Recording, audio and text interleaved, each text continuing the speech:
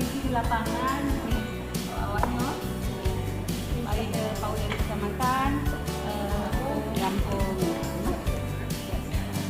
Makan di samanya. Iya, Bu. Mohon kerjasamanya. Iya, Bu. Assalamualaikum. Waalaikumsalam.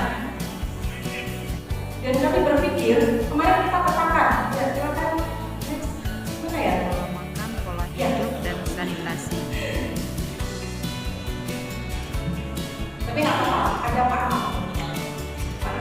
dia mau sampaikan dulu Bu.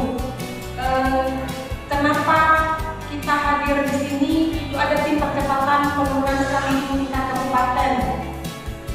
Kemiskinan ekstrim dan kemiskinan ekstrim itu menjadi isu yang lagi hot bukan di Aceh Utara tapi di nasional, bukan hanya juga nasional tapi di ini sedang dibahas stunting dan kemiskinan ekstrim. Nah, ini yang terjadi. Pola hidup, pola Baik, makan, dan inilah yang harus